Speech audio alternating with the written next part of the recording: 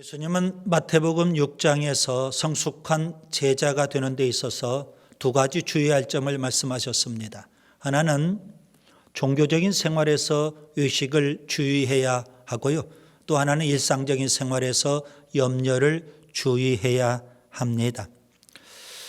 의식과 염려, 성숙한 신앙 생활을 하는데 걸림돌이 되는 겁니다.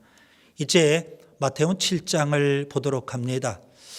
마태복음 7장을 보면서 먼저 산상설교의 구조와 내용을 잘 파악해야만 합니다.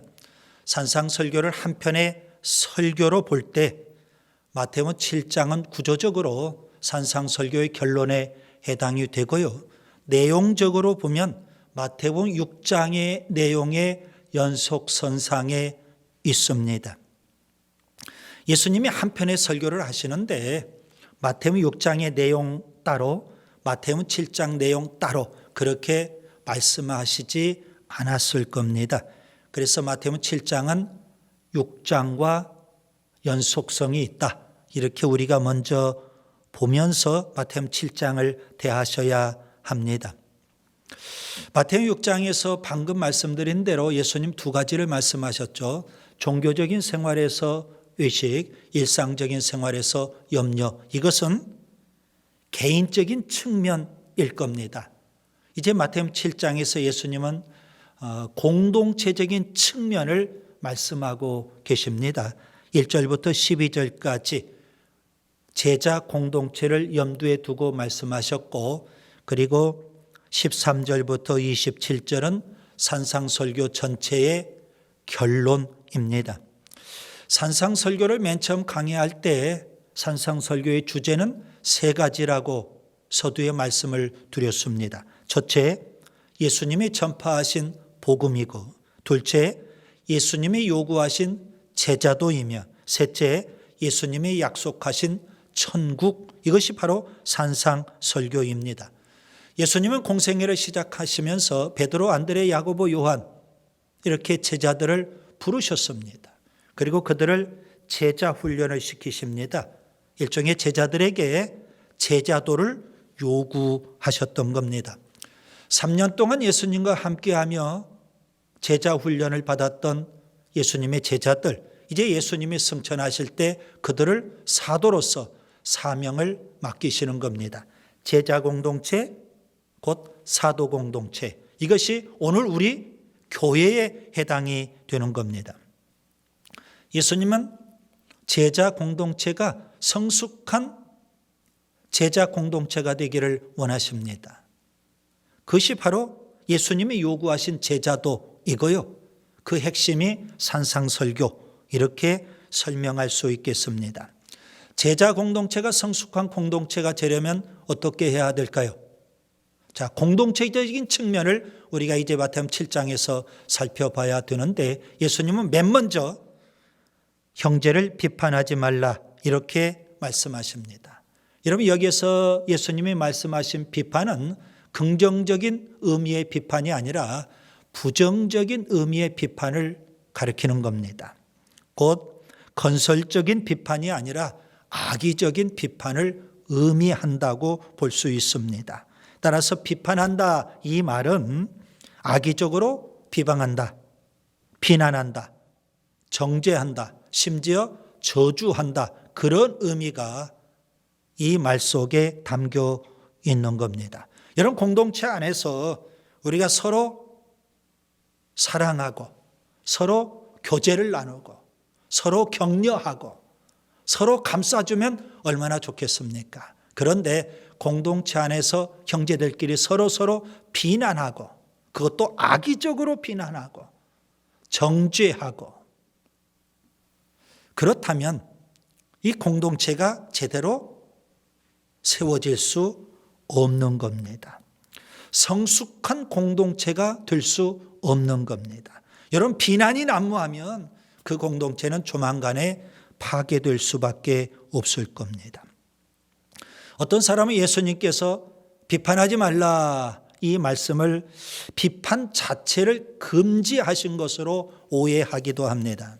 본문 5절 보면 예수님은 내 눈 속에 있는 들보를 빼야만 형제의 눈 속에 있는 티를 뺄 수 있다고 말씀하십니다. 이 말씀을 잘 묵상해 보면 예수님은 비판 자체를 부정하신 것이 아님을 알 수 있습니다. 부정적인 비판, 일종의 비판을 위한 비판, 악의적인 비판을 예수님께서 금지하신 겁니다. 여러분, 부정적인 비판은 사람과 사람, 형제와 형제 사이의 인간관계를 단절시키고 결국 공동체를 파괴시킬 겁니다. 그러나 긍정적인 비판은 건설적인 비판입니다. 그러면 인간관계를 회복할 수 있는 거고요. 그리고 공동체를 건강하게 만들 수 있는 겁니다. 모든 비판이 다 나쁜 것만은 아닙니다. 그래서 예수님은 악의적인 이 부정적인 비판을 금지하신 거죠.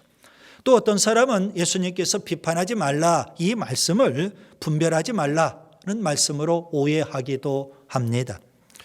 오늘 본문 바로 뒤 6절을 보시면 예수님은 잘 분별해야 됨을 비유로 말씀하고 계심을 알 수가 있습니다. 옳고 그름, 사실과 거짓, 진실과 허위, 이걸 우리가 제대로 분별하지 않고 외면한다면 여러분, 그런 사람은 의식하는 사람, 맹목적인 사람이 되고 말 겁니다. 선과 악, 진리와 비진리, 정통과 이단, 성령의 역사와 악령의 역사, 성경적인 것과 비성경적인 것, 우리가 잘 분별해야 됩니다.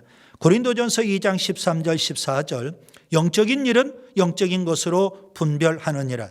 육에 속한 사람은 하나님의 성령의 일을 받지 아니하나니 이는 그것들이 그에게는 어리석게 보임이요 또 그는 그것들을 알 수도 없나니 그러한 일은 영적으로 분별되기 때문이라. 비록 거듭났지만 영적으로 어린아이는 영적인 일에 대해서 잘 분별하지를 못한다는 겁니다. 그러나 신령한 사람, 영적인 사람, 성숙한 사람은 영적인 것과 육적인 것, 성령의 역사와 악령의 역사, 성경적인 것과 비성경적인 것, 정통과 이단, 이러한 것들을 잘 분별할 수 있게 되는 거죠. 제자 공동체 안에서 왜 형제를 비판하면 안 될까요? 저는 오늘 세 가지 이유를 본문을 통해서 말씀드리려고 합니다. 첫째, 비판하면 비판을 받기 때문에 그렇습니다. 여러분 본문 1절과 2절을 보겠습니다. 예수님은 비판을 받지 아니하려거든 비판하지 말라 이렇게 말씀하십니다. 여러분 공동체 안에는 분명 비판적인 사람이 있습니다. 입만 열면 형제를 헐뜯고 비난하고 욕합니다. 그러한 삶, 그러한 사람의 삶을 자세히 들여다보면 그들이 형제를 욕하는 그 내용을 그들이 다 행하고 있더라는 겁니다. 남을 비판하기는 하는데 그들도 역시 비판의 대상이 된다는 의미입니다. 그래서 속으로 이렇게 말하죠. 너나 잘하세요. 여러분 비판하는 사람이 비판의 대상이 된다는 것, 이거 참 아이러니한 일이죠. 바울은 로마서 2장 1절에 이런 말씀을 했습니다. 그러므로 남을 판단하는 사람아, 누구를 막론하고 내가 핑계하지 못할 것은 남을 판단하는 것으로 내가 너를 정죄함이니 판단하는 내가 같은 일을 행함이니라. 유대인들, 바리새인들이 그렇다는 겁니다. 헬라에 전해 내려오는 이런 이야기가 있습니다. 사람은 누구나 두 개의 자루를 어깨에 메고 인생을 산다는 겁니다. 하나의 자루는 어깨 앞쪽으로, 그리고 또 하나의 자루는 어깨 뒤, 등에 메고 사는 겁니다. 그래서 두 개의 자루를 앞과 뒤에 메고 사는데요. 여러분 뒤에 있는 자루는 잘 보이지 않잖아요. 앞에 있는 자루만 보입니다.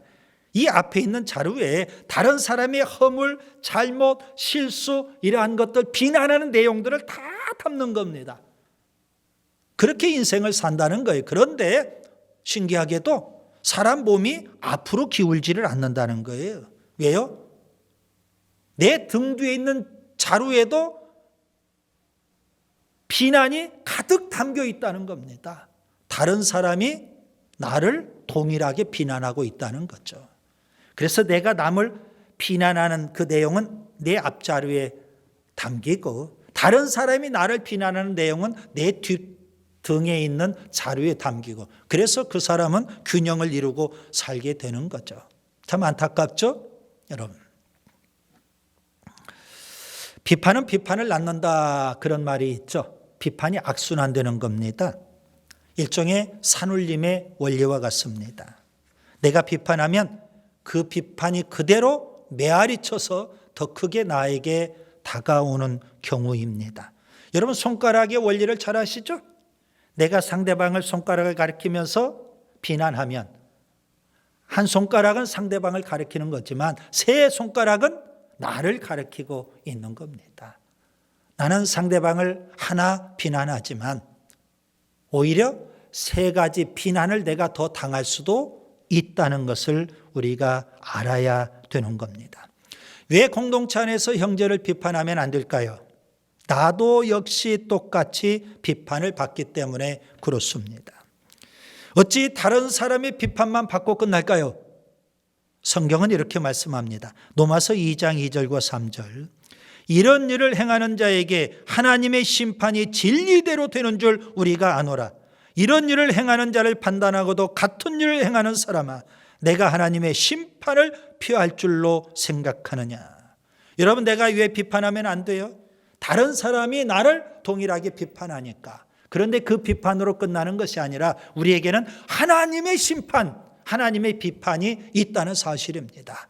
그걸 알고 공동체 안에서 우리가 생활할 때 형제를 비판해서는 안 되는 겁니다. 성숙한 제자 공동체는 형제를 절대 비판하지 않습니다. 그 다음에 두 번째, 비판할 자격이 없기 때문에 그렇습니다. 여러분, 본문 3절과 4절을 보겠습니다. 예수님은 자기 눈 속에 들보가 있기 때문에 다른 사람 눈 속에 있는 티를 보고 비판하지 말라는 겁니다. 비판할 자격이 없다는 말씀이 있죠. 왜 우리는 자기 자신의 눈 속에 있는 큰 들보, 이것은 보이지 않고 형제의 눈 속에 있는 작은 티만 보일까요? 우리 눈이 거듭나지 못해서 내 속에 있는 들보는 보이지 않고 형제의 눈 속에 있는 티만 보이는 거예요. 우리 입이 거듭나지 않아서 내 속에 들보가 있는데도 불구하고 형제의 눈 속에 있는 티만 보고 그를 비난하는 것 아니겠습니까? 여러분, 우리의 입, 우리의 눈, 하나님의 은혜가 임해야만 됩니다. 골로새서 4장 6절, 너희 말을 은혜 가운데서 소금으로 맛을 냄과 같이 하라. 성경은 그렇게 말씀하고 있어요. 그래서 우리 눈에도 은혜가 임해서 형제를 티만 볼 것이 아니라요, 형제의 좋은 점을 볼 줄 알아야 돼. 우리의 입에 하나님의 은혜가 임해서 형제를 비난할 것이 아니라 오히려 형제를 격려하고 칭찬해 줄 수 있어야 합니다. 성숙한 제자는 형제의 티가 아니라 자기 자신의 들보를 보는 사람입니다. 여러분, 자매록을 쓴 사람들 보세요. 그들은 한결같이 자기 자신의 허물과 죄를 보았던 사람들입니다. 다윗 밧세바와 간음했죠. 아마도 그는 그것을 숨기고 싶어 했을 겁니다. 그런데 그는 하나님 앞에 철저히 회개합니다. 사무엘하 12장 13절, 나단 선지자가 와서 책망할 때 그는 이렇게 고백합니다. 내가 여호와께 죄를 범하였나이다. 자기 자신의 허물과 죄를 숨기지 아니하고 하나님 앞에 솔직히 회개했던 겁니다. 이사야 선지자, 그는 하나님을 만나고 이렇게 탄식을 합니다. 이사야 6장 5절, 화로다 나여 망하게 되었도다. 나는 입술이 부정한 사람이요, 나는 입술이 부정한 백성 중에 거주하면서 만국의 여호와이신 왕을 배웠음이로다. 다른 사람들 앞에 보면 나는 참 거룩하고 성결하게 사는 것 같지만 거룩하신 하나님 앞에 내 자신을 비추어 보니까 부정한 사람이더라는 겁니다. 그래서 그가 회개하는 것 아니겠습니까? 사도 바울, 그는 다메섹에서 회심했지만 회심하기 이전 과거를 그는 감추고 싶었을 겁니다. 회심 이후 그가 예수님의 종으로 이방인의 사도로 헌신했던 것, 그것만 자랑하고 싶었을 겁니다. 그런데 그는 디모데전서 1장 13절 이렇게 고백합니다. 나는 비방자고 박해자고 폭행자입니다. 디모데전서 1장 15절에 그는 심지어 이렇게 고백합니다. 나는 죄인 중에 괴수입니다. 자기 자신의 허물과 죄를, 내 눈 속에 있는 들보를 볼 줄 아는 사람, 그런 사람이 성숙한 제자입니다. 요한복음 8장에 보면 간음하다가 현장에서 붙잡힌 여인 예수님 앞에 끌려왔습니다. 바리새인들은 그녀를 비난하고 예수님 앞에 지금 고소합니다. 돌로 때려 쳐 죽일 기세입니다. 예수님은 그런 바리새인들에게 뭐라고 할까요? 율법대로 한다면 돌로 쳐 죽이라 말씀해야 되겠고요. 평소 예수님의 가르침대로 한다면 다 용서하고 사랑하라, 그렇게 말씀하셔야 될 겁니다. 그런데 예수님은 그렇게 비난하는 바리새인들에게 이렇게 말씀하십니다. 요한복음 8장 7절, 너희 중에 죄 없는 자가 돌로 치라. 이 말씀은요, 그녀를 고소할 만한 자격이 너희들에게 있느냐? 근본적인 물음을 던지고 계시는 겁니다. 바리새인들은 다 양심의 가책을 느끼게 됩니다. 고소할 만한, 비난할 만한 자격이 전혀 없다는 사실입니다. 성숙한 사람은 자기 자신의 죄에 대하여 엄격하고요, 다른 사람들의 죄에 대해서 관대한 사람입니다. 그 다음에 세 번째, 왜 우리가 비판하면 안 될까요? 의식하는 자가 되기 때문에 그렇습니다. 본문 5절을 보겠습니다. 예수님은 형제의 눈 속에 있는 티를 보고 비판하는 사람을 가리켜서 의식하는 자라고 말씀하십니다. 여러분, 형제를 비판하는 사람은 자기 자신이 의롭다는 것을 사람들에게 보이기 위해서 자기를 의식할 수밖에 없는 겁니다. 나는 의롭고 나는 거룩하고 나는 잘못 없고, 그런 내가 지금 상대방을 지적하고 있는 겁니다. 그게 바로 비난이고, 그런 사람이 바로 의식하는 자 아니겠습니까? 자신의 들보를 보지 못하고 의로운 척 남을 비판한다면 이는 참으로 불행한 일입니다. 자신의 들보를 감추기 위하여 오히려 다른 사람의 티를 비난한다면 이는 아주 무서운 일이 되는 겁니다. 누가복음 16장에 바리새인과 세리의 기도 비유가 나옵니다. 바리새인은 어떤 사람이었을까요? 자기를 의롭다고 믿고 있는 사람들, 그러면서 다른 사람을 멸시하고 비난하는 사람, 이게 바로 바리새인이었습니다. 그들은 하나님 앞에 이렇게 기도합니다. 누가복음 18장 11절, 하나님이여, 나는 다른 사람들 곧 도색, 불의, 간음을 하는 자들과 같지 아니하고 이 세리와도 같지 아니함을 감사하나이다. 나는 일에 2번씩 금식하고 또 소득의 11조를 드리나이다. 바리새인들은 종교적인 행위가 열심히 있었어요. 그런 종교적인 행위를 그들은 세리를 비난하는데 오히려 활용했던 겁니다. 그들은 자신의 의로움을 드러내기 위해서 열심히 종교적인 행위를 했어요. 그러면서 세리를 정죄했던 겁니다. 그것이 바로 의식입니다. 예수님은 내 눈 속에 있는 들보를 먼저 빼어야만 형제의 눈 속에 있는 티를 밝히 보고 뺄 수 있다고 말씀하십니다. 형제의 눈 속에 있는 티 자체를 보지 말고 빼지도 말라, 그런 의미가 아닙니다. 예수님은 비판 자체를 금지하신 것이 결코 아닙니다. 먼저 내 눈 속에 있는 들보를 빼어야만 형제의 눈 속에 있는 티를 정확하게 분별할 수가 있고, 그래서 형제의 눈 속에 있는 티도 빼줄 수 있다는 겁니다. 공동체 안에서 형제를 비판하는 행위 대부분 객관적이지 못하고요, 자기 자신의 편견과 오해 때문이라는 것을 우리가 아셔야 됩니다.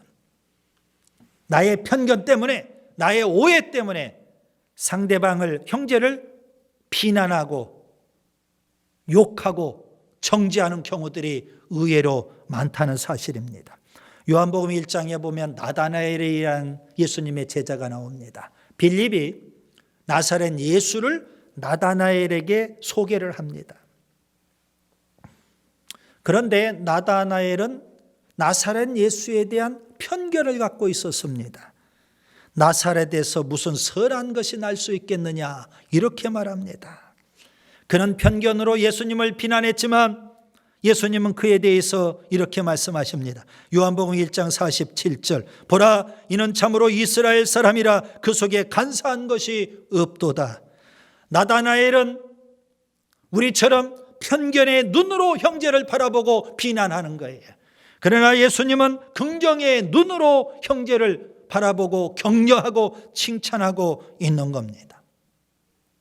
여러분 우리가 왜 형제를 비판하면 안 될까요? 의식하는 자가 되기 때문에 그렇습니다. 이제 말씀을 정리합니다. 악의적인 비판은 우리의 영혼을 명들게 하고요. 형제를 시험들게 하고요. 제자 공동체를 분란시키게 되는 겁니다. 형제의 눈 속에 있는 티보다 내 눈 속에 있는 들보를 볼 줄 알아야 됩니다.